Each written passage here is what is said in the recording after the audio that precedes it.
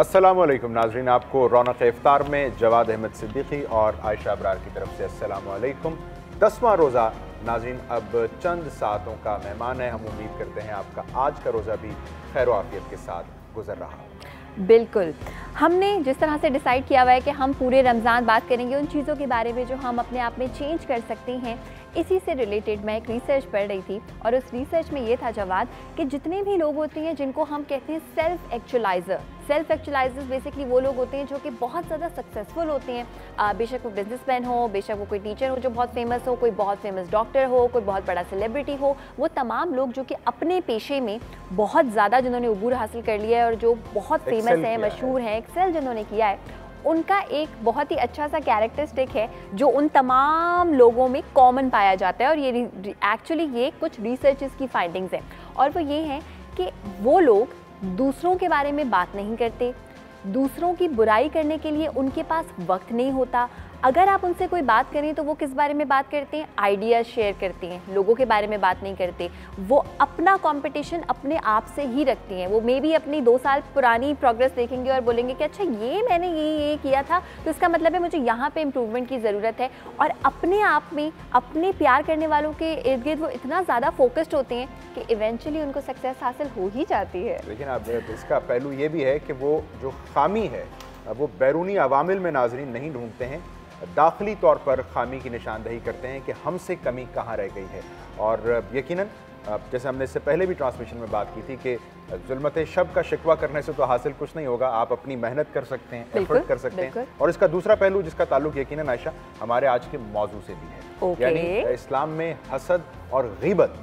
होता ये है कि हम लोग जब खुदा न खास्ता किसी मरहले पर नाकाम हो रहे हों, किसी से हम जलस हो रहे हों तो हम ग़ीबत का शिकार हो जाते हैं। सो इसकी मुमानियत, इसका ताल्लुक भी आयशा इसी बात से निकलता है कि जब हम दाखिली तौर पर यानी अपने गिरबान में झांकने को तरजीह देंगे तो शायद हम ग़ीबत से भी बचना शुरू हो जाए। एब्सोल्युटली, ग़ीबत और हसद कहने को ये अलग अलग चीज़ें हैं मगर फिर भी ये लिंक्ड है इस तरह से कि अगर आपको कोई ऐसा इंसान जो आपकी फील्ड से ताल्लुक़ रखता हो, बिल्कुल वही काम करता हो जो आप कर रहे हैं, अगर आप उसकी बुराई कर रहे हैं तो अकेले में ज़रूर सोचिएगा कि कहीं ऐसा तो नहीं है कि आपको लगता है वो आपसे बरतर है किसी भी लिहाज से और इसलिए शायद आप उसकी बुराई कर रहे हैं। और अगर ऐसा है तो आपको अपने आप को और भी ज़्यादा इम्प्रूव करने की ज़रूरत है।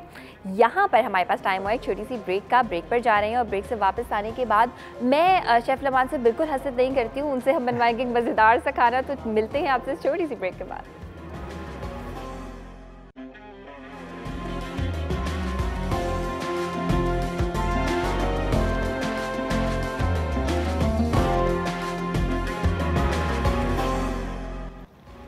जी जनाब, वेलकम बैक टू रौनक इफ्तार। रौनक इफ्तार में खुशबू हमें थोड़ी देर से आनी स्टार्ट हो गई थी चिकन की और आज हमारे शेफ़ बनाने वाले एक ऐसी चीज़ जो किसी को बुरी नहीं लग सकती। शेफ़ लमान हमारे साथ मौजूद हैं। अस्सलाम वालेकुम शेफ़। वालेकुम सलाम, कैसे हैं आप लोग? बिल्कुल ठीक ठाक। अस्सलाम वालेकुम लमान। वालेकुम अस्सलाम, कैसे हैं आप लोग? सब आप खैरियत सुनाइए।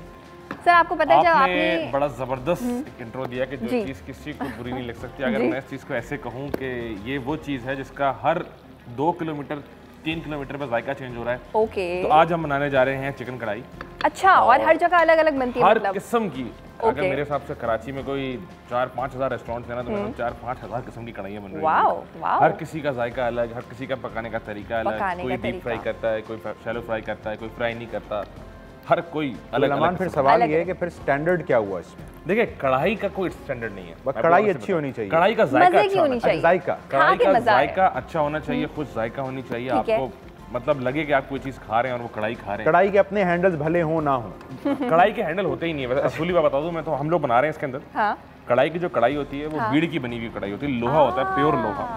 और उसको हम लोग उसमें बनाते हैं और बहुत मुख्तलिफ चीज़ होती है। इसकी कढ़ाई जो इसमें बनेगी उसका जायका और जो कढ़ाई उसमें बनेगी उसका जायका दोनों में बहुत फर्क है। वो बहुत बेहतर होगी जो ढाबे में जाके कढ़ाई के अंदर जब तक मसाला लगता नहीं है। हमारे पास एक चम्मच होता है तो हम पलटा बोलते हैं हमारी ज़बान में इसको, लोहे का होता है आगे से और इसी तरीके का होता है, जिसको हम रगड़ते हैं कढ़ाई के अंदर, जो उसका लगता है मसाला, उसको रगड़ के निकालते रहते हैं बार बार।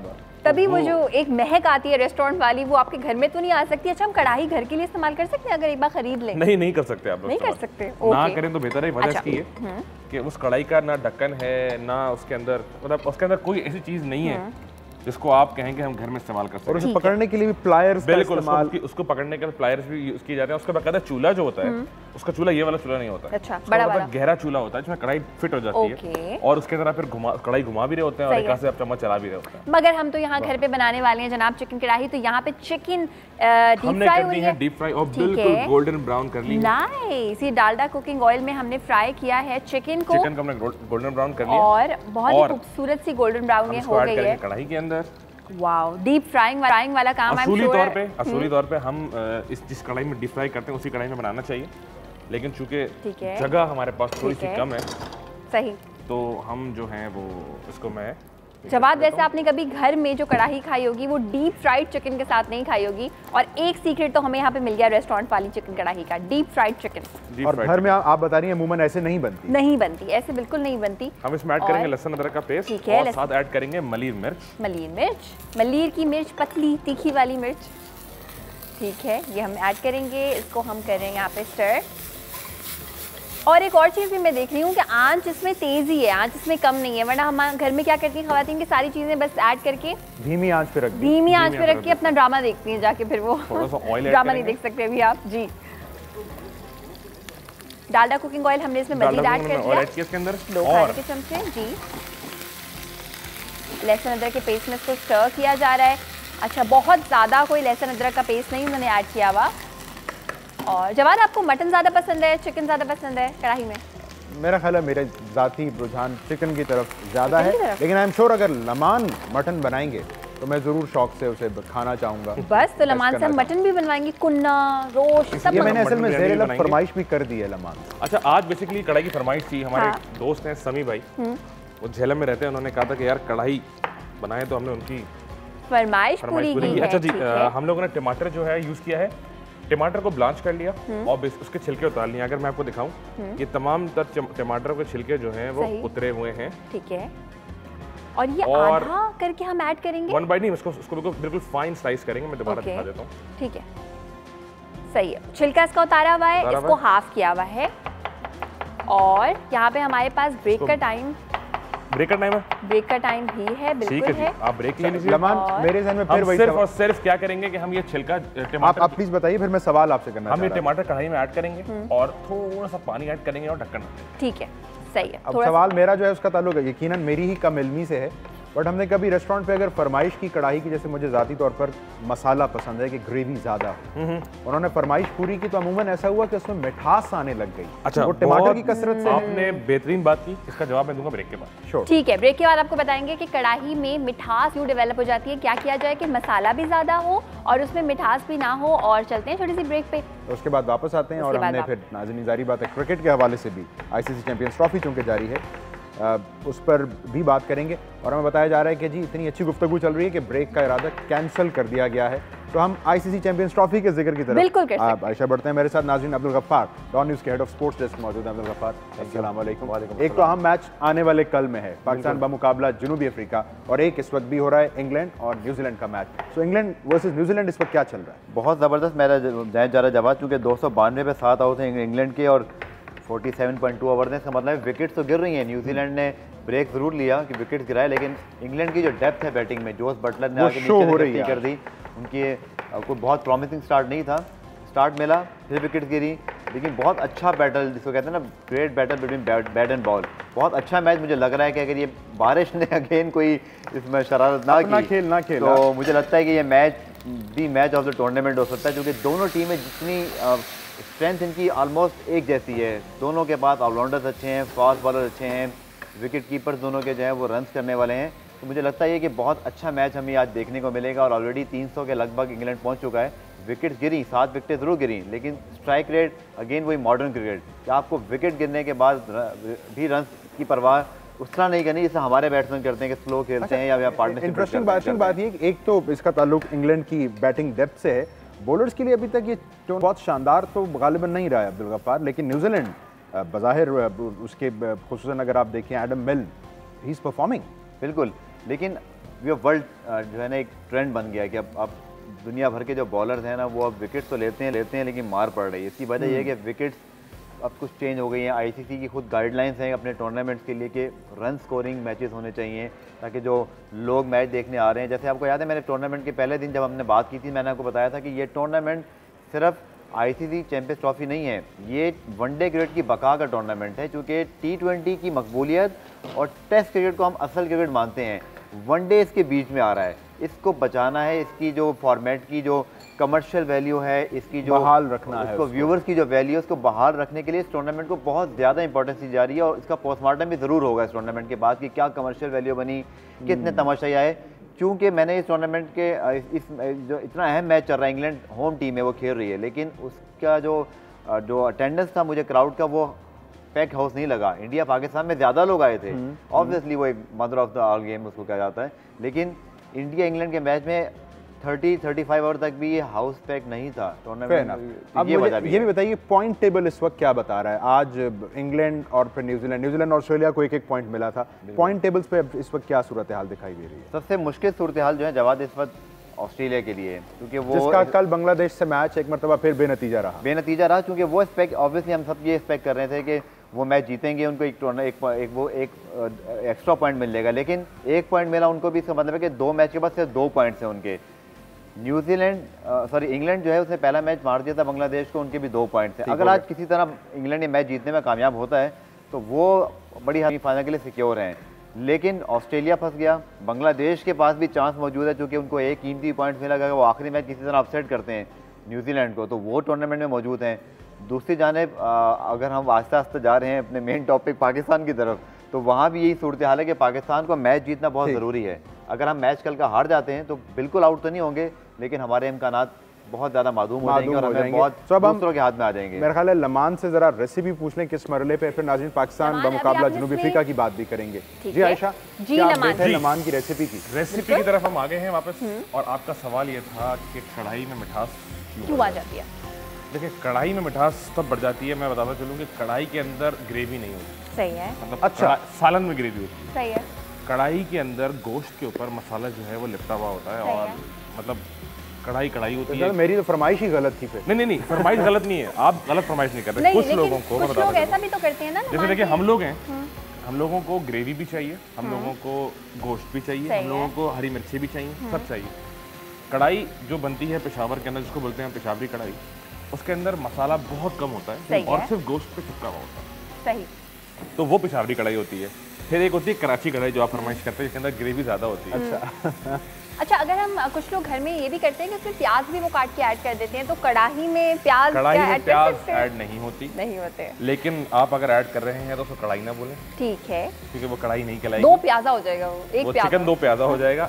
वैसे बेसिकली ऐड सिर्फ कढ़ाई के अंदर सारा खेल टमाटर का है, लहसुन अदरक का है, ठीक है, और सिर्फ 4-6 मसालों का। हम बनाएंगे कढ़ाई मसाला हमारा। कढ़ाई मसाले के लिए जी क्या क्या चाहिए? कढ़ाई मसाले के लिए हम लोग यूज करेंगे, अच्छा मैं बताऊं कि मैं इसकी मिकदार का सारा खेल है कढ़ाई मसाले के अंदर, ठीक है, और मिकदार हमारी कुछ इस तरीके से होगी कि हम 30% इस्तेमाल करेंगे साबुत धनिया, ठीक है, साबुत धनिया हम इसमें ऐड कर रहे हैं, 30% जीरा, सफेद जीरा, मतलब अगर आप 100 ग्राम मसाला बनाने जा रहे हैं तो 30-30 ग्राम ये ले लेंगे आप, ठीक है। इसके अलावा हम ऐड कर रहे हैं अराउंड, अच्छा ये सारी चीज़ें हम हावन दस्ते में कर रहे हैं बाय द वे, क्योंकि हावन दस्ते में जब आप कूटते हैं ना तो आपको एहसास होता है कि चीज़ बड़ी मज़ेदार सी बनेगी। इसमें अराउंड 20 ग्राम गरम मसाला, ठीक है, और 10 ग्राम आपकी कसूरी मेथी, सही। इसमें हम मिर्च भी ऐड कर चुके हैं कढ़ाई में, कुटी हुई लाल मिर्चों की सूरत में। अच्छा, और इसको हम कूटेंगे, ठीक है, अच्छी तरह से इसको। कोशिश ये करें कि जो धनिया आप इस्तेमाल करें वो धनिया जो है वो भुना हुआ हो और जीरा भी भुना हुआ, सही है।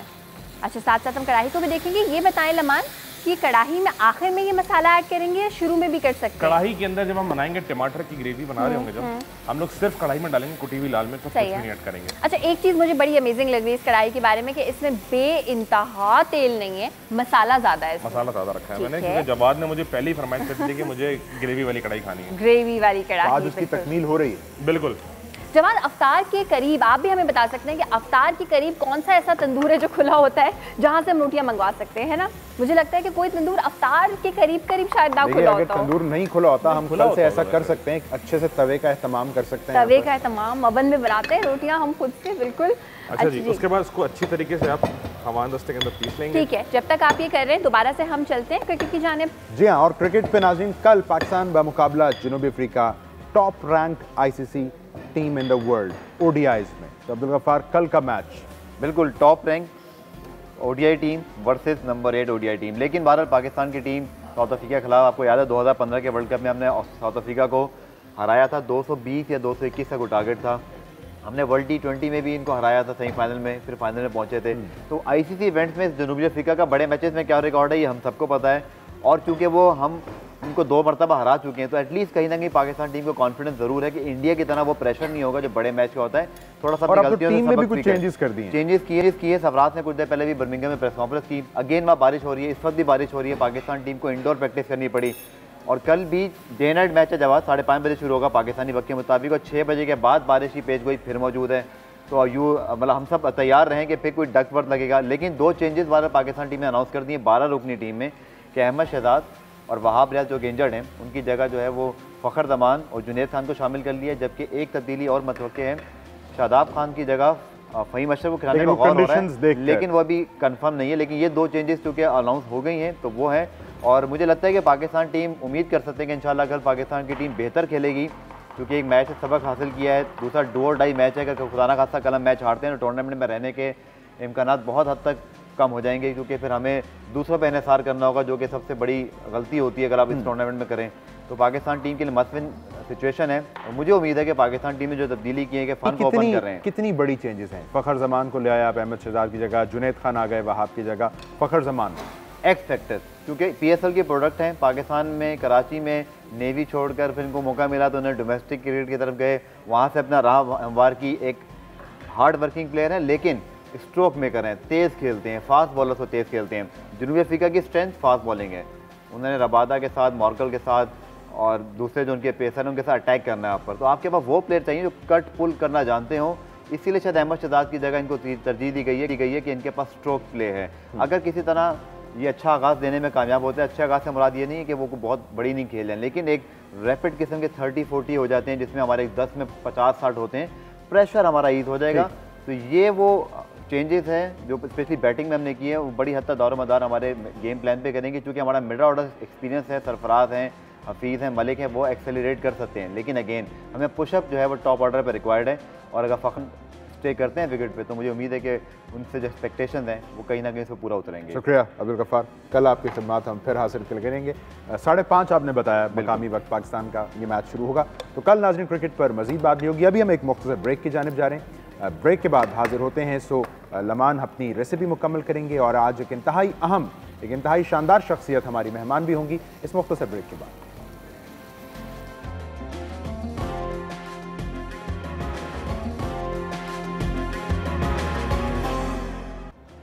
जी वेलकम बैक टू रौनक इफ्तार। यहाँ पे कढ़ाई की खुशबू ने हमें बार बार घड़ी देखने पे मजबूर कर दिया है कि आखिर इफ्तार का टाइम कब होगा। ये कढ़ाई आप भी ज़रूर बनाइएगा जो शेफ़ लमान ने बनाई है। बिल्कुल एंड में क्या क्या ऐड किया आपको बिल्कुल बताएंगे, लेकिन जब आप कढ़ाई बना लेंगे तो आपने अपने हाथ धोने हैं लाइफ बॉय से, बिकॉज नया लाइफ बॉय सिल्वर है बहुत ही ज़्यादा अच्छा इस लिहाज से कि जब आप उसे हाथ धोते हैं तो बहुत सारे जरासीम मर जाते हैं और उसके बाद कोई बीमारियाँ होने के चांसेस बहुत कम हो जाते हैं। चलते हैं शेफ़ लमान की जानिब की कढ़ाई में अभी भी कुछ सिज़ल बबल हो रहा है। जी शेफ़ जी, हमारी कढ़ाई तैयार हो चुकी है, और हमने इसके अंदर सिर्फ 2 चम्मच दही ऐड किया था ताकि थोड़ी सी कढ़ाई में शाइन आ जाए। और चम्मच ऐड करने के बाद हमने अच्छी तरह उसको भून लिया था। भुनने के बाद मैंने इसके अंदर कुटी हुई काली मिर्च डाली थी। काली मिर्च पाउडर नहीं ऐड कीजिएगा, कढ़ाई काली हो जाएगी। बिल्कुल मोटा मोटा कोटा हुआ हो, फ्लेवर भी उसका अच्छा लगेगा। आप फाइनली इसकी गार्निश तैयार कर रहे हैं, आप फाइनल गार्निश कीजिए। नूर फातिमा भी है हमारे साथ कराची से, उनसे करते हैं बात। हेलो अस्सलाम वालेकुम। रमजान मुबारक हो। खैर मुबारक, बहुत बहुत मुबारक। मेरी कॉल मिली है, चले एक तो लाइट चली जाती है बार बार, अभी देखा मैंने कॉल मिली फर्स्ट टाइम मेरी। जी तो अब आप सारे दिन की जो सारी हिस्से की आपकी बातें थी वो कर ले, पता नहीं कब मिले दोबारा मौका, गनीमत जानिए, लाइट भी है और कॉल भी मिल गई। पता नहीं कब से प्रोग्राम हो रहा है, मैंने तो अभी देखा है तो ये कढ़ाई बन रही है, मैंने देखा। अच्छा, आप कोई फरमाइश करना चाहेंगे? अच्छा लग रहा है मुझे आपका, बहुत बहुत शुक्रिया। क्रिकेट न्यूज़ भी दी आपने। बिल्कुल। तो आप कोई सवाल करना चाहेंगी कढ़ाई के बारे में, कुछ पूछना चाहेंगी, कोई रेसिपी? हाँ, रेसिपी मुझे पसंदे की रेसिपी, ठीक है। शेफ आपने अब हमारे लिए पसंदे भी बनाने हैं। ठीक है जी, शुक्रिया। ठीक है जनाब, बहुत बहुत शुक्रिया कॉल करने का। अपना रखिएगा बहुत सारा ख्याल। जी शेफ, सर्व हो गई है यहाँ पे। हमारी कढ़ाई तैयार हो चुकी है। इसको हमने गार्निश किया है धनिया और हरी मिर्चों के साथ। मैंने इसके अंदर कुटी हुई अदरक ऐड कर दी थी। अदरक को फाइन स्लाइस करके चॉप किया और मैंने अदरक इसके अंदर ऐड कर दी। मैंने अदरक को जूलियन काट के नहीं सर्व किया, क्योंकि अमूमन लोग क्या करते हैं कि अदरक को निकाल देते हैं और उसको फेंक देते हैं। तो मैंने क्या किया कि उसको बिल्कुल छोटे छोटे पीसेस में कर दिया और कढ़ाई सर्व कर दी। कढ़ाई सर्व कर दी। इम्पॉसिबल बना दिया शेफ लमान ने यहाँ पे कि अदरक अब आप चाहें भी तो आप नहीं निकाल सकते हैं, and it is actually good for your digestion. बहुत बहुत शुक्रिया शेफ लमान, आपका भी बहुत बहुत शुक्रिया। बहुत बहुत शुक्रिया अच्छी सी रेसिपी बनाने का। और थोड़ी ही देर में जब अफ्तार होगी तो हम इसको खाएंगे, लेकिन उससे पहले जैसे हम हमेशा बात कर रहे होते हैं जवाद कि वो लोग जिन्होंने सर्व किया है सोसाइटी को, पाकिस्तान को, और नाज़रीन इन्होंने जैसा सर्व किया है वो मिसाल अपनी है। पाकिस्तान का कौमी खेल हॉकी, और इस कौमी खेल का एक तारुफी हवाला बज़ाते खुद इन शख्सियत का नाम है। समीउल्लाह खान साहब, साबिक ओलंपियन, पाकिस्तान हॉकी टीम के साबिक कप्तान। समीउल्लाह खान साहब बहुत शुक्रिया, आपने आज हमारे लिए वक्त निकाला है। फ्लाइंग हॉर्स नाज़रीन इनको पाकिस्तान हॉकी का कहा जाता है, एंड राइटली सो। इनकी गेम आपने देखी है, आपके वालिदैन में से अगर किसी ने देखी है तो यस, नॉस्टैल्जिक। तो समीउल्लाह खान साहब, आगाज़ यहाँ से करते हैं। लोगों को ये तो पता है कि ICC क्रिकेट चैंपियंस ट्रॉफी हो रही है, ये मेरा ख्याल है शायद ही लोगों को मालूम हो कि एक वर्ल्ड हॉकी लीग भी शुरू हो रही है। जी बिल्कुल, इसी मंथ शुरू हो रही है, लंदन में ही शुरू हो रही है, और उसमें पाकिस्तान इंडिया का मैच होने जा रहा है 18 जून को। जी बिल्कुल। तो ये क्या अलमिया है, हॉकी हमारा कौमी खेल होने के बावजूद हम हॉकी, और हमें पता भी नहीं है कि क्या चल रहा है। हमें क्यों लगता है क्रिकेट हमारा कौमी खेल है? आपकी बात बिल्कुल ठीक है। एक तो क्रिकेट की वजह ये है कि वो 4 चैनल्स उनके हैं और मुसलसल वो चारों चैनल्स दिखाते रहते हैं, जैसे फुटबॉल के 8 चैनल हैं दुनिया में। तो एक तो ये वजह। दूसरा, पाकिस्तान की हॉकी जो किसी ज़माने में एक नंबर 1 थी, चैंपियंस ट्रॉफी हमने दी, कंट्रीब्यूट की ताकि वो चैंपियंस ट्रॉफी टूर्नामेंट होता रहे, जो पिछले साल आखिरी हो चुका। आइडिया ही पाकिस्तान का था, चैंपियंस ट्रॉफी आइडिया ही पाकिस्तान का था, और पाकिस्तान टीम पहले नंबर 1-2 थी और अब 14वें नंबर पे है।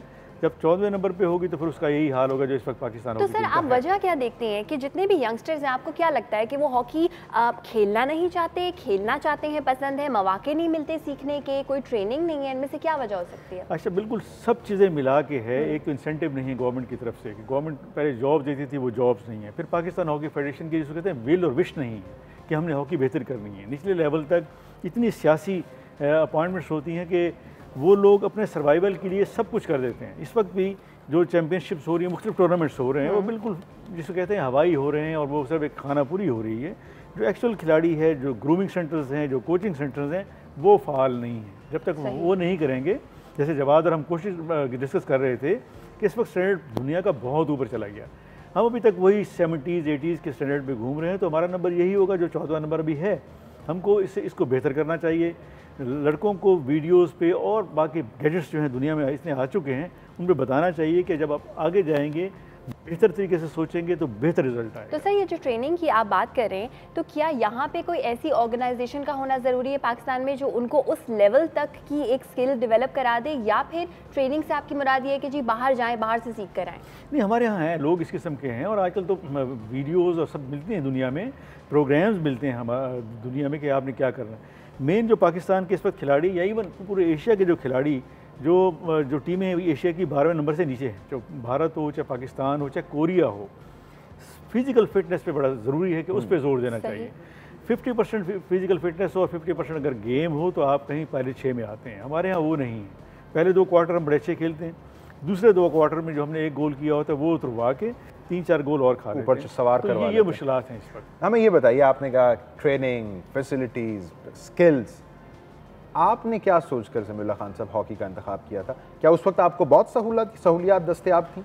बिल्कुल, जवाब उस वक्त बिल्कुल भी नहीं थी, लेकिन एक चीज़ ज़रूर थी कि हर दूसरा आदमी हॉकी खेलता था और कंपटीशन बड़ा सख्त था। मेरी साइड पे 4 खिलाड़ी थे, सफदर अब्बास भी था, शहनाज भी थे, सनाउल्लाह भी था। अगर मैं एक मैच भी ख़राब खेलूँ तो कोई ना कोई खिलाड़ी ऊपर आ जाता था और वो फिर दूसरे को चांस नहीं देने देता था। तो अगर आप उसके लिए सुपर फिट रहना पड़ता था। तो वो अगर सिस्टम हो जो इस वक्त ऑस्ट्रेलिया में है, अब जर्मनी में है, हॉलैंड में है, कि एक साइड पे 4 से 5 खिलाड़ी हैं, हर खिलाड़ी अपने सर्वाइवल के चक्कर में एक्स्ट्रा एफर्ट करता है। तो मैंने भी शुरू इसलिए इसी तरीके से किया, लेकिन उस वक्त जहन में यही था कि सुपर फिट होना चाहिए। तो सर सुपर फिट ये जो आपने लफ्ज़ इस्तेमाल किया, आई एम श्योर कि बहुत सारे हमारे जितने भी स्पोर्ट्समैन हैं उनको पता तो होगा क्या करना है, लेकिन वो करते नहीं होंगे। तो आप किस तरह से अपने आप को फिट रखते थे? देखिए ना, एक तो कोचेस बड़े अच्छे थे, वो सिर्फ यही कहते थे कि जी आपने हॉकी तो खेलनी स्किल अपनी जगह पे, लेकिन फिटनेस भी होना चाहिए। जब आप बॉल कैरी ही नहीं कर सकते तो आप कहाँ आगे जाएंगे? उसके लिए एक्स्ट्रा एफर्ट करनी चाहिए, एक्स्ट्रा स्प्रिंट्स लगानी चाहिए, वो चीज़ें सब की।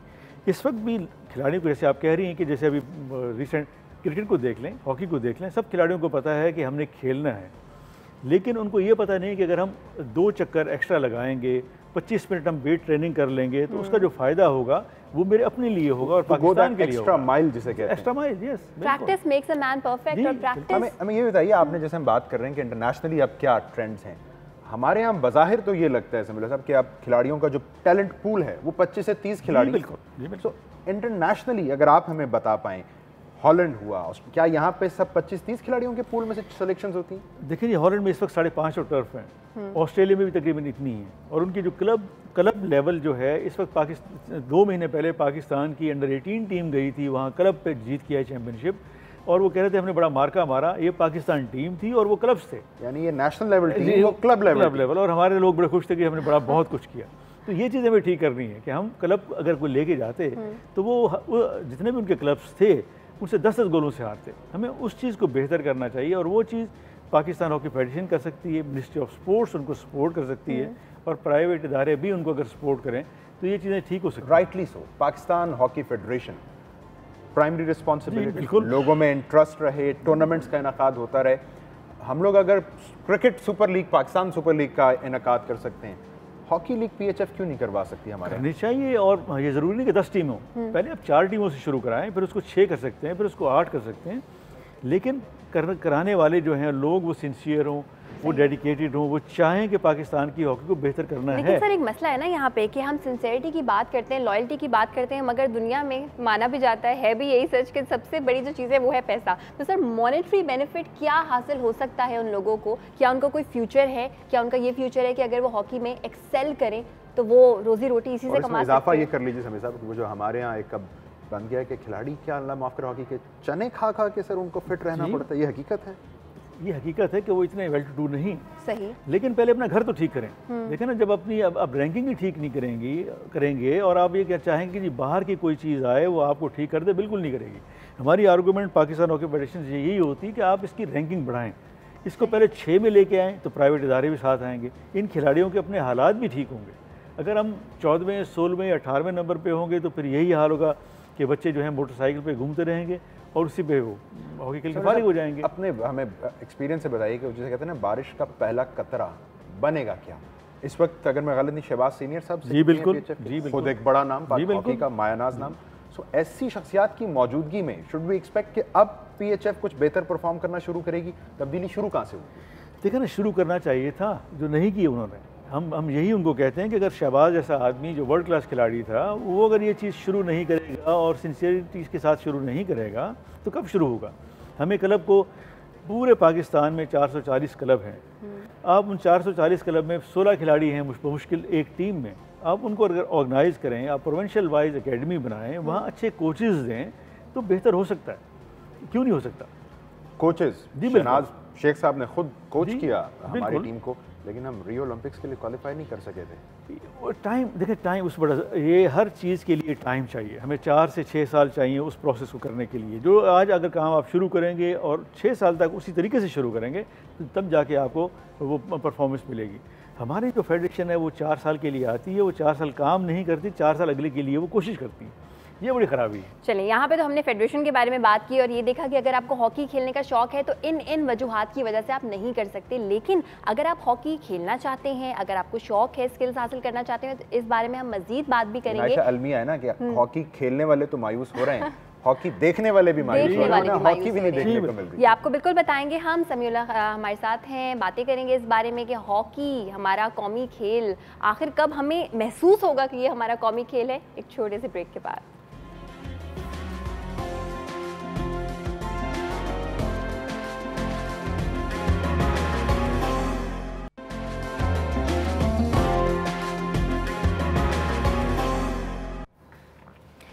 वेलकम बैक टू रौनक इफ्तार। रौनक इफ्तार में लेजेंड हमारे साथ मौजूद हैं, समीउल्लाह खान साहब। हम बात कर रहे हैं हॉकी के बारे में, जो कि है तो हमारा कौमी खेल मगर लगता नहीं है।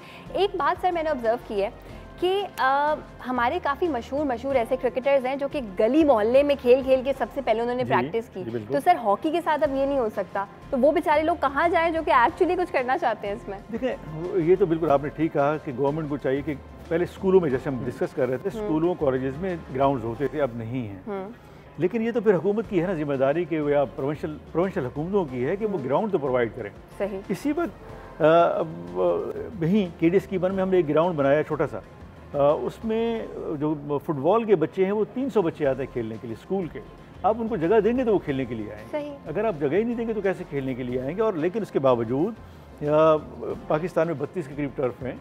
ये फेडरेशन को, जैसे मैंने कहा, फेडरेशन है, उनको क्या ढूंढ के लाए कि कोई खिलाड़ी किसी छोटी जगह पे है तो उसको पकड़ के लाए। जैसे मीरपुर खास में बड़ी अच्छी हॉकी खेली जाती है, हैदराबाद में खेली जाती है, गुजरा में अकेडमी बहुत अच्छी है, नौशेरा में बड़ी खेली जाती है।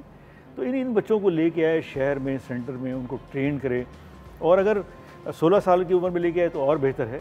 सबसे ज़्यादा जो बार मैं कहता हूँ कि फिजिकल ट्रेनिंग उनको आदत डाले, फिजिकल ट्रेनिंग की। आप किस तरह ना, आपने जैसे पहले फरमाया कि कोई इंसेंटिव होगा तो खिलाड़ियों का रुझान भी होगा इसकी तरफ, और उनको लाने के लिए भी कोई, जैसे कहते हैं ना, वो साहिब दिल शख्सियत होनी चाहिए, इसके दिल में दर्द हो हॉकी के लिए कि वो एफर्ट करे। हम बात करें तो वर्ल्ड हॉकी लीग की, और आयशा मैं आपको नाज़रीन को अगर बताऊं कि हमें वर्ल्ड कप के लिए अगर क्वालिफाई करना है नाज़रीन, अलमिया ये है कि जो पिछला हॉकी का वर्ल्ड कप था 2014 में, हम उसको खेल ही नहीं सके। बिल्कुल, हम क्वालिफाई नहीं कर सके। उससे पीछे जाइए, 2010 में हम आखिरी टीम थे वर्ल्ड कप की, जबकि माजी में हम 3 मरतबा के वर्ल्ड चैंपियन रहे हैं, जबकि ये हमारा कौमी खेल भी है। और अभी भी अगर हमें 2018 के लिए क्वालिफाई करना है हॉकी वर्ल्ड कप के लिए, तो ये शानदार मौका है वर्ल्ड हॉकी लीग, अगर हम सिर्फ टॉप 6 टीम्स में और बसूरत दीगर, फिर वो आपको क्वालिफाई करना पड़ेगा। एशिया कप का चैंपियन बनना पड़ेगा आपको, वो जीतना पड़ेगा, वो ज़्यादा मुश्किल है। वो उसमें भारत भी है, मलेशिया भी है, कोरिया भी है। तो बेहतर है कि इसमें इसकी तैयारी करनी चाहिए। लेकिन अभी जो आयरलैंड से हमने सीरीज़ खेली वो हम हार के आ रहे हैं, आयरलैंड से इंग्लैंड आ रहे हैं। तो ये बड़ी ख़राबी वाली बात है कि कहाँ हमारी खामी है। ये हनीफ खान हैं, जुनेद हैं, इनको सोचना चाहिए था। अभी पहले यूरोप के टूर पे गए, फिर ऑस्ट्रेलिया गए। ये चीज़ें उनको कैलकुलेट करके अपनी टीम को असेस करके जाना चाहिए था। सर आपने हॉकी जब स्टार्ट की थी, जब सोचा भी शायद कभी नहीं होगा कि मैं ये स्टार्ट करूंगा, तो वो पहला लम्हा या वो पहली इंस्पिरेशन क्या थी कि जी मुझे तो हॉकी प्लेयर ही बनना है, हॉकी खेलनी है? एक तो मेरे चाचा थे जो पाकिस्तान ओलंपिक की जो पहला ओलंपिक गेम 1960 का जीता, उसके थे मोतीउल्लाह उनका नाम था, वो खेले। फैमिली में हॉकी खेली जा रही थी, छोटा सा शहर था बहावलपुर, तो उनके साथ सारे साइकिल के बैठ के हम जाते थे हॉकी स्टेडियम, वहाँ आहिस्ता आहिस्ता खेलते खेलते फिर कॉलेज में आए, फिर यूनिवर्सिटी में आए, उसके बाद पाकिस्तान जूनियर टीम में आए, फिर पाकिस्तान सीनियर टीम के कैंप में आए, और फिर पाकिस्तान टीम में आए। लेकिन इंडिविजुअल ट्रेनिंग बड़ी सख्त जरूरत है। Individual training. अच्छा, स्कूल्स में हम देखते हैं जवाद, अच्छे से अच्छा स्कूल, महंगे से महंगा, प्राइवेट से प्राइवेट, लेकिन वहाँ पे भी एक्स्ट्रा करिकुलर एक्टिविटीज़ में ये सब नहीं होता। बिल्कुल। तो आप एडवाइस करेंगे कि और गालिबन यही वजह है हमारे आज हॉकी के इस आलम जी सब गेम्स की। पहले आप देखें ना 80s में table tennis, badminton, volleyball, basketball 6 से 8वें नंबर पे था, और वो विद इन एशिया 20वें नंबर से नीचे चले गए। जब एशिया में 20वें नंबर से नीचे हैं तो फिर वर्ल्ड में तो आप कहीं बहुत ही दूर हैं। और अभी हमें ब्रेक में हमारे दोस्त कैमरामैन ने सही कमेंट किया कि हमारी तवज्जो क्रिकेट पर है, लेकिन क्रिकेट में भी हमने क्या ही तीर मार रहे हैं इस वक्त। बिल्कुल ठीक कहते वो, लेकिन हमें हर स्पोर्ट्स को जो है ना वो एक ना एक टाइम देना चाहिए। पहले हर स्कूल कॉलेज में टेबल टेनिस की टेबलें पड़ी होती थी, बच्चे वैसे खेलने जाते थे, उसी से खिलाड़ी पैदा होते थे। अगर आप उनको जगह दें, यहाँ पे ये हो रहा है कि स्कूल में एनुअल स्पोर्ट्स होती है, उसके पैसे लेते हैं और साल में एक दफ़ा टूर्नामेंट करा देते हैं, वो पूरी गेम्स करा देते हैं। वो नहीं होना चाहिए। हफ्ते में एक आध दिन उनको बच्चों को बाहर लेके जाना चाहिए, उससे फ़र्क बड़ा पड़ेगा। जब अच्छे खिलाड़ी होंगे, अच्छे स्टूडेंट होंगे, तो अच्छे शहरी भी होंगे। सही। तो स्पोर्ट्स का तो हमेशा ही एनुअल स्पोर्ट्स डे का इनेकाद ना करें, साल भर जी छोटे दिनों का एहतमाम करते हैं। बिल्कुल, महीने में करें, 3 महीने में करें। इंडिया हमारे साथ सीरीज नहीं खेल रहा हॉकी की, और उसको गालिबन गुस्सा है वो चैंपियंस ट्रॉफी के इंसिडेंट का। तो ये रवैया कैसा है इंडिया का कि ये माफ़ी मांगते रहे? आप माफ़ी तो मांगी भी थी हमने, मेरा देखिए माफ़ी मांगने में भी कोई हर्ज नहीं, लेकिन मैं ये कहता हूँ कि अब इंडिया अपना नुकसान कर रहा है। कि वो 12वें नंबर पे घूम रहे हैं, हम 14वें नंबर पे घूम रहे हैं। वो सब टेम्परेरी फेज के लिए 7वें नंबर पे आए अभी। तेरा गम मेरा गम एक जैसा सनम। देखा ना आप, बिल्कुल कि आप अगर अच्छा आपस में खेलेंगे, आपका स्टैंडर्ड बेहतर होगा तो आप ऊपर जाएंगे, वरना आप वही 12, 13, 14 पे घूमते रहेंगे। मगर सर आजकल जब हम देखते हैं तो बड़े अफसोस के साथ लोग जो भी बनना चाहते हैं उसका ताल्लुक किसी फिजिकल एक्टिविटी से नहीं होता। बहुत कम लोग हैं मे बी जो हॉकी प्लेयर सक्सेसफुल बनना चाहते हैं, क्रिकेट प्लेयर बनना चाहते हैं। तो आपको अगर आप किसी को ये समझाएं कि जी जब आप फिजिकली एक्टिव होते हैं तो क्या क्या फ़ायदे होते हैं, तो वाकई फिजिकली एक्टिव होने से ज़िंदगी लंबी अच्छी ऐसा होता है, हेल्दी क्वालिटी ऑफ लाइफ बेहतर होती है और अच्छा शहरी बनता है। और मेरे ख्याल में वालिदैन भी इतना वरी नहीं करते। इस वक्त जो मैं कह रहा हूँ कि हमारे इसी गेड़ी के ग्राउंड में 11 बजे से 1 बजे बच्चे फुटबॉल खेलते हैं। कभी किसी ने सोचा कि 11 से 1 बजे बच्चे फुटबॉल खेलेंगे रात के? जी, वो बच्चे वो कहते हैं जी, माँ बाप कहते हैं कि सिक्योर जगह है, बेहतर जगह है, मुस्बत एक्टिविटी है, तो बच्चे जाएं खेलें। तो ये चीज़ समझाने वाली हैं। ये चीज़ें तशहरी प्रोग्राम बड़े सारे हैं, इसमें हम ऐड कर सकते हैं, बशर्ते कि उनको जगह दें, सिक्योरिटी दें। ठीक है। और हुकूमती साइड से सर मैं इसलिए ये बात कि बहरहाल एक कौमी खेल का तकाजा भी है और हुकूमत की जिम्मेदारी भी है। ये हुकूमत अपनी जिम्मेदारी इस कौमी खेल की बका के लिए अदा कर रही है आपकी दानिश में? लेकिन मेरी तरफ से तो बिल्कुल भी नहीं कर रही। मेरी सोचे तो इनको बहुत कुछ करना चाहिए। स्पोर्ट्स पे, एजुकेशन पे और हेल्थ पे जितने पैसे खर्च करेंगे उतने बेहतर होंगे। आपको पहले बताऊँ ना, जब कैमरिज्म था तो जो कैमरिस्ट कंट्रीज़ थी वो कई करोड़ डॉलर उस वक्त खर्च करते थे एक गोल्ड मेडल के लिए। कि वो कहते थे कि जो पूरा बाकी कंट्रीज़ जो है नेगेटिव प्रोपेगेंडा उनके खिलाफ करते हैं, जब एक गोल्ड मेडल मिलता है तो वो नेगेटिव प्रोपेगेंडा बिल्कुल ज़ीरो हो जाता है। तो उनकी सोच ये थी अगर हम भी, या इसमें यूनुस खान का 2020 देख लें जो 10 साल पहले हुआ था, शायद रमज़ान में हुआ था, एक कितना बम फट रहे थे, खुदकश धमाके हो रहे थे, लेकिन एक वर्ल्ड कप से इतना शोर बचा के पाकिस्तान जो है बड़ी स्पोर्टिंग नेशन है, ये जो मिसहैप्स हो रहे हैं कोई बाहर का आदमी कर रहा है, तो इतना कितना पॉजिटिव उसका इम्पैक्ट पड़ा। सही सर, हॉकी जिन लोगों को खेलने का शौक़ है आपकी तरह, वो नाम बनाना चाहते हैं मगर मौका नहीं मिलता, उनके लिए कोई मैसेज देना चाहेंगे? मैं तो ये कहता हूँ खेलें खेलें और खेलें। अगर ईमानदारी के साथ खेलेंगे, फिटनेस उसमें शामिल होगी और दिन रात पढ़ाई के अलावा, पढ़ाई भी ज़रूरी है, खेलेंगे तो मेरे ख्याल में वो पाकिस्तान टीम में कहीं ना कहीं आ जाएंगे। और आजकल तो बड़ा आसान है। इस वक्त अगर आप कराची के आप ट्रायल कराएं तो 25 खिलाड़ी से 26वां खिलाड़ी नहीं है। अगर आप थोड़ी सी और कोशिश करेंगे तो आप कराची की टीम टॉप पर पहुंचने का इम्कान मौजूद है कि आप एक्सेल कर सकते हैं फौरी तौर के ऊपर। और उसके बाद फिर आगे के चांसेस भी हैं। लीग्स खेलने जाते हैं हमारे खिलाड़ी, जो हॉलैंड में होती है, जो जर्मनी में होती है, जो इवन फ्रांस और स्पेन में होती है, मलेशिया में होती है, तो वहाँ भी आपको पैसे कमाने के चांसेस हैं। आप इसको दो तरीके से देखें, स्पोर्ट्स का स्पोर्ट्स है और उसके साथ पैसे भी आपको मिलेंगे। एब्सोल्युटली। और जवाब जैसे हम बात कर रहे हैं कि हॉकी अब इतने ज़्यादा जो है वो कॉमन नहीं रही है क्रिकेट जैसी, तो सर ने कहा कि इसमें से भी हम एक ऑप्टिमिस्टिक अप्रोच निकाल सकते हैं कि क्योंकि ऐसा नहीं है तो हमें कॉम्पिटिशन ज़्यादा नहीं मिलेगा। नहीं रही क्योंकि हमारी उस तरफ तवज्जो नहीं है। ऐसा नहीं है कि हॉकी देखने या खेलने वाले लोग मौजूद नहीं है, लेकिन बहरहाल हमें गुफ्तगू का सिलसिला नाज़रीन फिलहाल यहाँ रोकना है। समीउल्लाह खान साहब बहुत शुक्रिया जी, बड़ा अच्छा लगा। और हमारी दुआ है कि पाकिस्तान की हॉकी बेहतर हो और आप सब लोग हॉकी देखें। और पाकिस्तान इंडिया के खिलाफ मैच भी जीते 18 जून को और वर्ल्ड कप 2018 के लिए क्वालिफाई भी करें। एक मुख्तसर ब्रेक नाज़रीन। इस ब्रेक के दौरान लाहौर और इस्लामाबाद में बसने वाले मकामी वक्त के मुताबिक रोज़ा भी इफ्तार करेंगे। हम इस ब्रेक के बाद जब पलट कर आएंगे तो आज हमने हसद और गीबत के मौजू का इंतखाब किया है, उलमा कराम से उस पर रहनुमाई हासिल करेंगे एक मुख्तसर ब्रेक के बाद।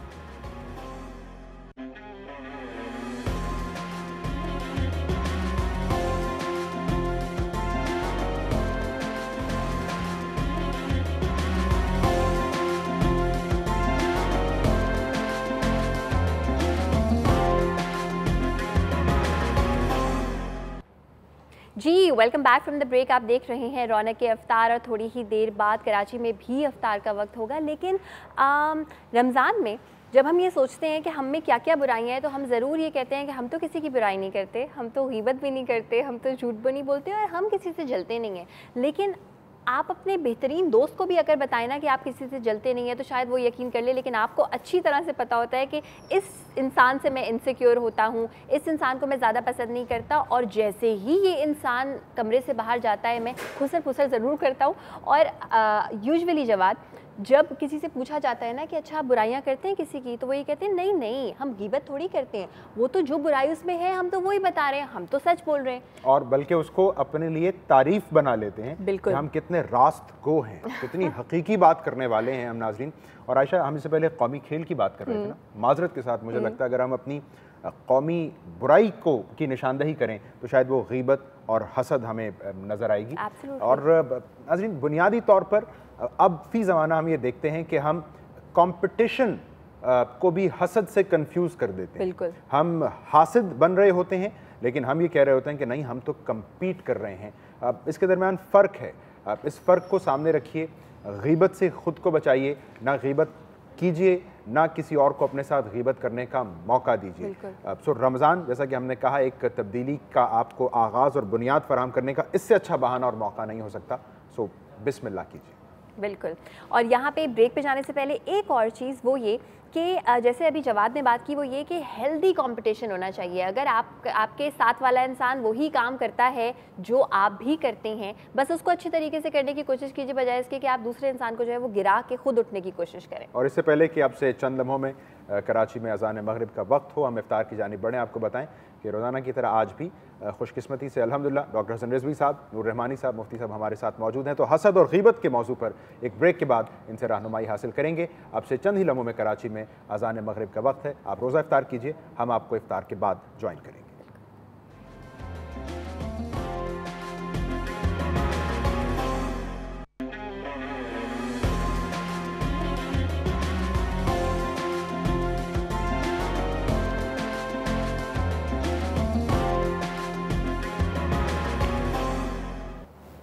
डॉन न्यूज़ पर रौनक इफ्तार में आपको खुश आमदीद कहते हैं। आज हमारा नाज़रीन जो मौज़ूए गुफ्तगू है वो है हसद और गीबत। इससे बचना क्यों कर ज़रूरी है, किस तरह मुमकिन है, इस पर आज हम बात करेंगे। डॉक्टर हसन रिजवी साहब, मुफ्ती नूर रहमानी साहब हमारे साथ मौजूद हैं। रिजवी साहब, सबसे पहले तो हमें ज़रा बताइए कि गीबत के ज़ुमरे में क्या कुछ आता है। बिस्मिल्लाहिर्रहमानिर्रहीम। पहली बात तो ये कि हदीस शरीफ में है कि कुफ्र की 3 बुनियादें हैं, 3 बुनियादों पर कुफ्र खड़ा है।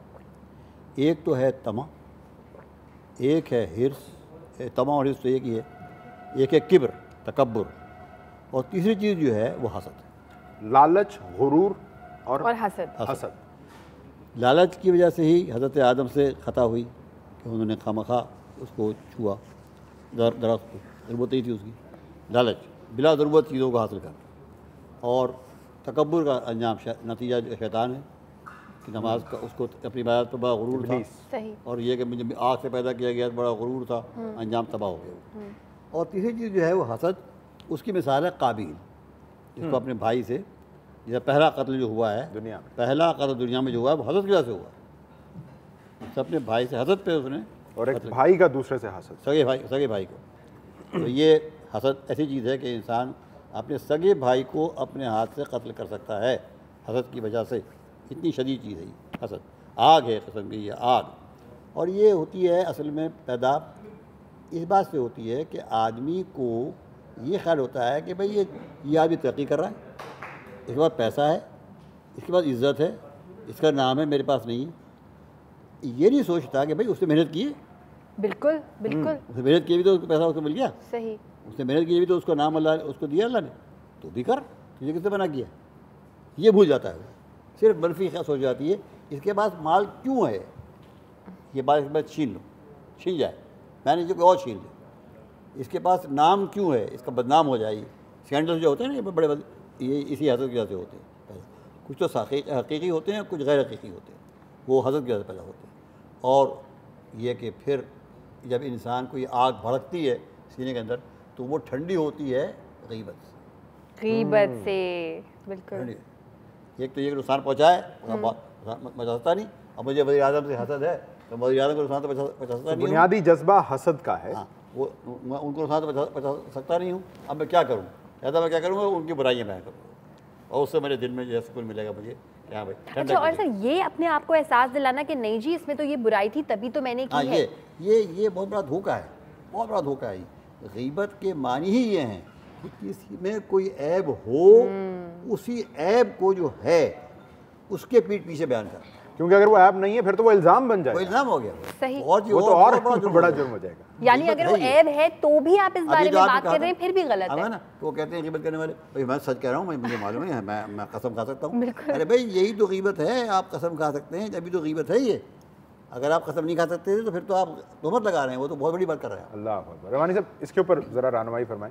जैसे रिजवी साहब ने बताया कि कोई शख्स किसी की कामयाबी से अगर हसद करता है तो वो खुद क्यों मेहनत नहीं कर लेता, बट हम तो ये कहते हैं कि अगर एक शख्स उतनी ही मेहनत करके भी दूसरे शख्स की निस्बत कम कामयाब है तो क्या उसे फिर हसद की इजाज़त मिल जाएगी? नहीं, मैं चाहूँगा इस मकसद ब्रेक के बाद अगर आप तफसीलन इसका जवाब देना। एक ब्रेक की जानिब बढ़ते हैं, रहमानी साहब से फिर इस पर रहनुमाई लेते हैं। हमारे साथ रहिए।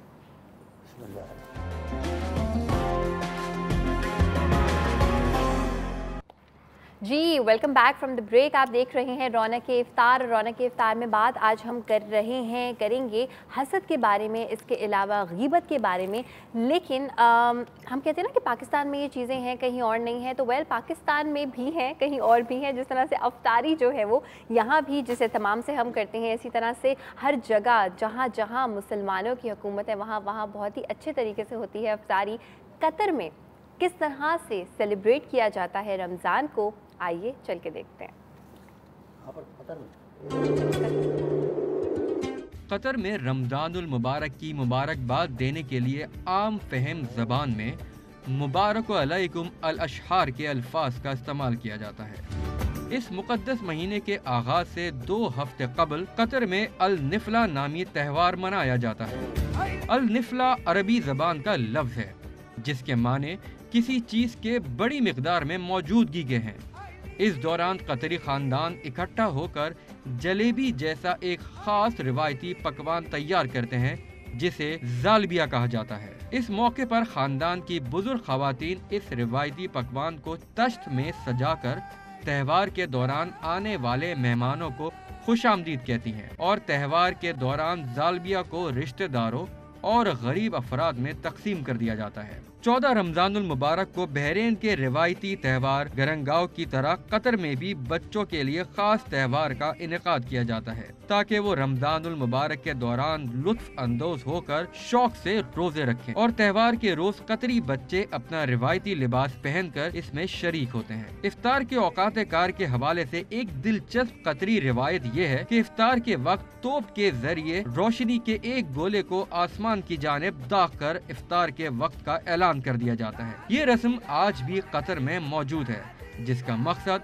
इलाके से बाहर लोगों को इफ्तार के औकात से आगाह करना है। कतर में शदीद गर्म मौसम के बायस दूध से तैयार करदा मशरूबात का ज्यादा इस्तेमाल किया जाता है। कतरी खवातीन गाय और भेड़ के दूध से मक्खन तैयार करती हैं। लुबान नामी इस मक्खन को बाद में दोस्तों, रिश्तेदारों और पड़ोसियों में तकसीम कर दिया जाता है। माह सयाम के दौरान कतर में कई खास किस्म के मीठे पकवान तैयार किए जाते हैं जिनमें अल मुहल्लिबिया सर फहरिस्त है। इस खास पकवान को दूध, चावल, जाफरान और इलायची की मदद से तैयार किया जाता है। नमाज और तरावी के बाद खवातीन इज्तिमा की शक्ल में घंटों बैठती हैं। इस बैठक को अल गिब्का का नाम दिया जाता है। इस दौरान गज़वी नामी एक खास पकवान से मेहमानों की तवाज़ा की जाती है। धीमी आंच पर भुने मेमने के गोश्त से बने इस पकवान को गिरीदार मेवे, किशमिश और चावल के साथ पेश किया जाता है। इस पकवान को मुखय्यर हजरात की जानिब से गरीब और नादार अफराद के लिए तैयार किया जाता है जिससे 2,50,000 अफराद मुस्तफीद होते हैं और अरब इस अमल को अल रहमान के दस्तरखान का नाम देते हैं। इसके अलावा मुसाफिर हजरात में अफ्तार से कबल खाने पीने की अशिया तकसीम करने की रिवायत भी कतर में मौजूद है। माह सयाम के दौरान मसाजिद में एहतिकाफ में बैठने के ख्वाहिशमंद अफराद के लिए खुसूसी एहतमाम किया जाता है। इसके साथ साथ इस मकसद के लिए फलाही तंजीमों की जानिब से टेंट भी फराम किए जाते हैं ताकि शब कदर की रात को आसानी से इबादत की जा सके।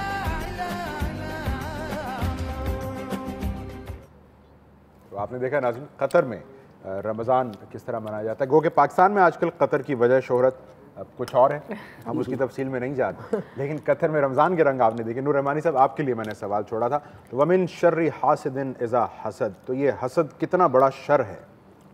अहमदु व नसल्ली अला रसूलिल करीम, अम्मा बाद, फ़अऊज़ु बिल्लाहि मिनश शैतानिर रजीम, बिस्मिल्लाहिर रहमानिर रहीम। तमाम तारीफ़ें अल्लाह सुब्हानहु व तआला के लिए और दुरूद व सलाम अल्लाह के रसूल, हम सब के आका, हम सब के मौला हुज़ूर मोहम्मद मुस्तफ़ा सल्लल्लाहु अलैहि वसल्लम। क़ुरान मजीद फ़ुरक़ान हमीद सूरह फ़ल्क़ की आपने जो है वो आयत पढ़ी।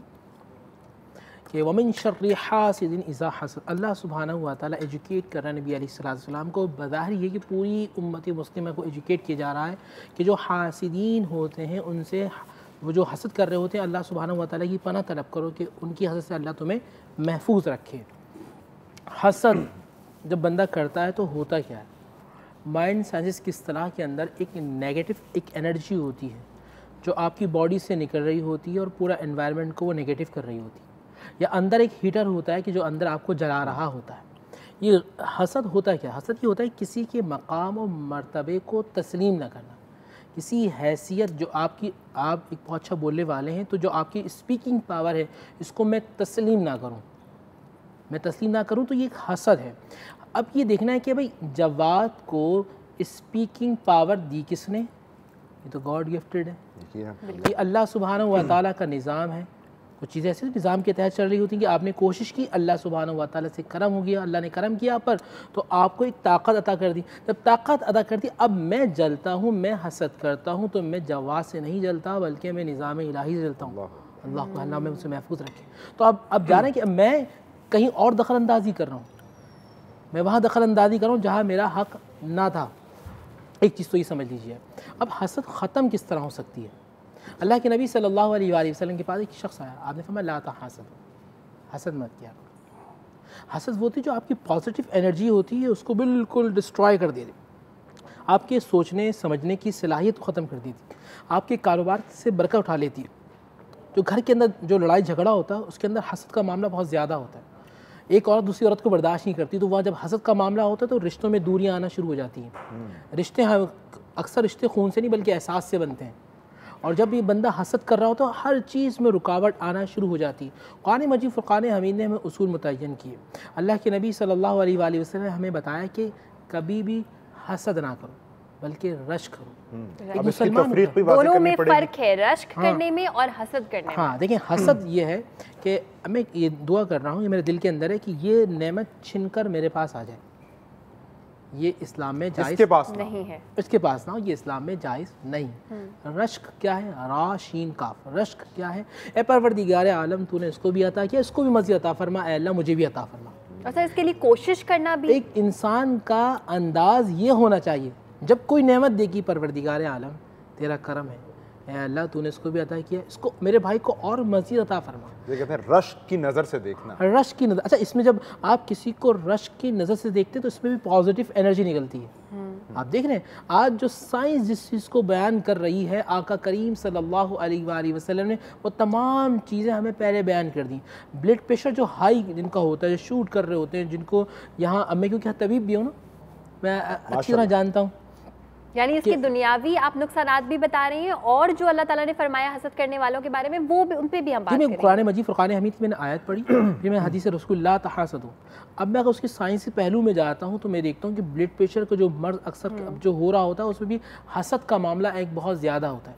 आपके जो है ना वो प्रेशर पॉइंट्स होते हैं वो कर रहे होते हैं। देखिए अल्लाह के नबी सल्लल्लाहु अलैहि वसल्लम को शादी करामी, नबी के हर कॉल में हिकमत है, नबी के हर एक कॉल में हिकमत है।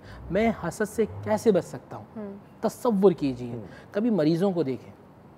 हसद ये होता है ना कि ये भी मुझे मिल जाए, ये भी मुझे मिल जाए, ये भी मुझे मिल जाए, अपने से नीचे वालों को देखें। अब सुने बहन, जिनको सांस की बीमारी होती है वो रोज़ाना तकरीबन 900 से 1000 रुपये का सिलेंडर भरवाते हैं और उसको ऑक्सीजन लेते हैं। जिनके गुर्दे ख़राब हो जाते हैं वो हर 3-4 दिन के बाद 3-4 हज़ार रुपये खर्च करके जो पानी पीते हैं उसका इखराज करवाते हैं। कभी अगर आप इन चीज़ों को देखें जो अल्लाह सुब्हानहू व तआला ने आपको नेमतें दी हैं और फिर आप हसद के मामले में जाएं तो आपके आंखों से आंसू निकल जाएंगे। परवरदिगार बिन मांगे जो ऑक्सीजन में ले रहा हूँ, खारिज कर रहा हूँ, है जो बिन मांगे पानी इखराज चल रहा है, मैं पानी पी रहा हूँ, तू हज़म करने की ताकत दे रहा है।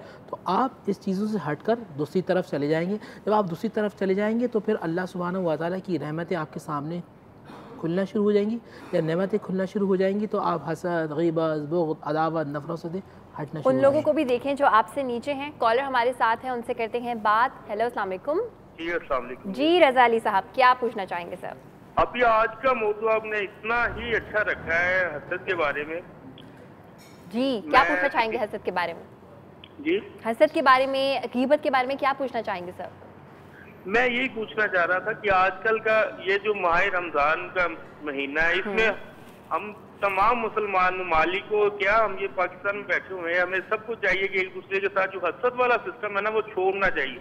ठीक है, नमाज रोजा हज तो बाद की बात है ना, पहले इस माह में जो है ना, पहले ये हसद जो कर रहा है भाई एक दूसरे के ऊपर हसद की सकत कर रहा है।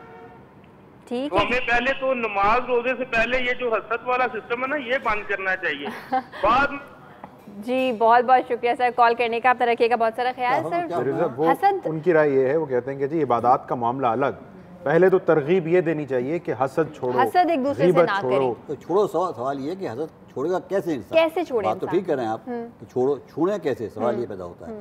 देखिए पहली बात जो आदमी समझे वो ये समझे कि जो कुछ भी आपको मिल रहा है या किसी को मिल रहा है या कायनात में कुछ भी जिसको मिल रहा है वो अल्लाह की देन से मिल रहा है। सही, कोई बांटने वाला है जो दे रहा है, देखने वाला नज़र नहीं आता, झोलियाँ सबकी भरती जा रही हैं, भरती जाती हैं। तो जब वो इतना मालिक इतना ज़्यादा उसके ख़जाने हैं कि जो कितनों को दे रहा है, कितनों दे रहा है, तो मुझे क्या ज़रूरत पड़ी हुई है कि मैं ये सोचूं कि जो दौलत आपके पास है वो आपसे छीन के मुझे मिले। के पास वही नजर रखनी है तो उसके खजानों पर देने वाले से क्या पता आपको उसका इतनी जरूरत हुई है जो जवा साहब को दी, बाकी बात है ही कुछ नहीं। माज़अल्लाह ऐसा नहीं है।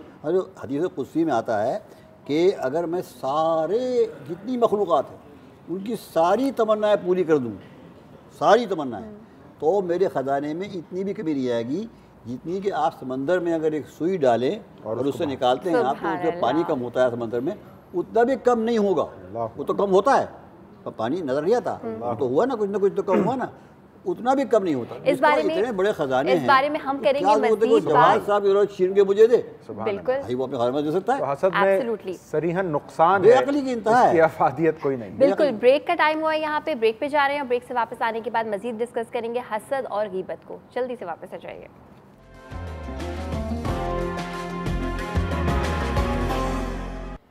रौनक इफ्तार में नाज़रीन आपको खुशामदीद कहते हैं। नूर रहमानी साहब, वक्त ज़ाया किए बिना ये हसद करने और नज़र लग जाने का भी ताल्लुक़ है? हाँ, बहुत अच्छा सवाल। और ब्रेक के अंदर भी आप बड़ी अच्छी बातें करते हैं नज़र के हवाले से। देखिए अल-आइनु हक़ व क़ाला अलैहिस्सलातु वस्सलाम, नज़र का लगना हक़ है। ये अल्लाह के नबी सल्लल्लाहु अलैहि वसल्लम की हदीस गिरामी भी है। नज़र आप किसी को वही हासदाना निगाहों से किसी को देखें तो जब नज़र के मामलात होते हैं कि ये नेमत उससे ज़ाइल हो जाए, ठीक है, नज़र का हक़ है। कभी कभी इंसान की कोताही होती है। मिसाल के तौर पे फ़लाँ साहब ने गाड़ी नहीं और वो बैक करते हुए लग गई, तो जी मैं देखें लोग कितना हसद कर रहे हैं। और नई गाड़ी थी, नज़र लग गई। गाड़ी आपने नए कपड़े रखे हैंगर से और नीचे गिरे, उस तरी हो रही थी, उस तरी से लग गए और जल गए। बेवकूफ़ी आपकी, गलती कभी कभी इंसान की कोताहियाँ होती हैं कि जो सामने आ रही होती हैं। अच्छा, कभी कभी कारोबार चलते चलते ख़राब हो गया, अब आप गए 2 नंबर किस्म के आमलीन के पास कि जी वो बड़ा अच्छा कारोबार था, उन्होंने एक ही जवाब दिया, ये आपको हसद हो गई, नज़र लग गई। अच्छा, मुझे हसद, हाँ ख़ानदान के सारे लोग मुझसे जलते हैं, सारे पड़ोसी मुझसे जलते हैं, मिसगाइड कर दिया, भी गया, खानदान वाले भी गए, कारोबार। हम नज़र लगने की बात कर रहे हैं, कॉलर हमारे साथ में, उसके बाद आपके लिए सवाल मैं अभी से पूछती हूँ कि लोग कहते हैं कि अच्छी तरह से देखा जाए वो भी नज़र लग जाती है, यानी माँ की अपने बच्चे को भी नज़र लग सकती है। इसका आसान है, इसका तोड़ क्या है ये पूछिए आप। तोड़ आपसे पूछते हैं, कॉलर से करते हैं बात। हेलो, अस्सलाम वालेकुम। जी वालेकुम अस्सलाम, अजीम बात कर रहा हूँ कराची से। और मेरा सवाल 2 सवालात हैं बेसिकली मेरे। पहला सवाल ये कि एक खातून बेवा हैं और उनका कोई मतलब कोई वाली वारिस नहीं है जो उनके ऊपर खर्चा कर सके, कफालत कर सके, तो वो नेशनल सेविंग्स या फिर प्राइस बॉन्ड वगैरह लेके मतलब वो यानी इस तरह करके वो गुजारा कर रही हैं नेशनल सेविंग्स के बेस पे, तो क्या उनके लिए सही है? और दूसरा बात ये कि कहते हैं कि अगर किसी बंदे की कोई खूबी या मतलब कोई ऐसी जैसे कोई बंदा मोटा है तो हम पीठ पीछे उसको कह दें कि वो शख्स मोटा है, तो कहते हैं ये भी ग़ीबत हो जाती है। यानी वो उस शख्स को जो बात पसंद नहीं है और वो हम पीठ पीछे भी करेंगे तो वो ग़ीबत होगी, तो क्या ये मतलब हो जाएगी? ठीक है, बहुत बहुत शुक्रिया आपकी कॉल का। क्योंकि सर दूसरा सवाल हमारे टॉपिक से ज़्यादा रिलेटेड है कि उसका आप जवाब देते हुए बारे में बात करना, नज़र के मामलात पर आ जाए। जो चीज़ कुदरत ने दी हो, कोई मोटा है, कोई काला है, कोई पतला है, की गैर हाजिरी में इस तरह के अल्फाज। भाई ने बहुत अच्छी बात की कि पीठ पीछे वो बातें जो सुनना वो अगले बंदे को बुरा लगे वो ग़ीबत कहलाएंगी, ठीक है।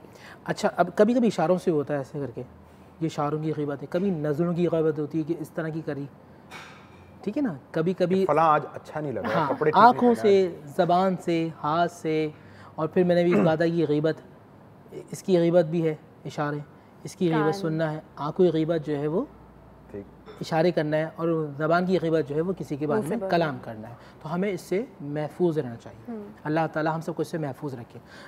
जो उनका पहला सवाल था कि सेविंग के बारे में और प्राइस बॉन्ड, अहले सुन्नत बिलखुसूस अहनाफ के नज़दीक, हमारे नज़दीक प्राइस बॉन्ड रख सकते हैं, उसमें कोई क़वाद नहीं है, ना ये सूद है ना ये जुआ है, एक बात।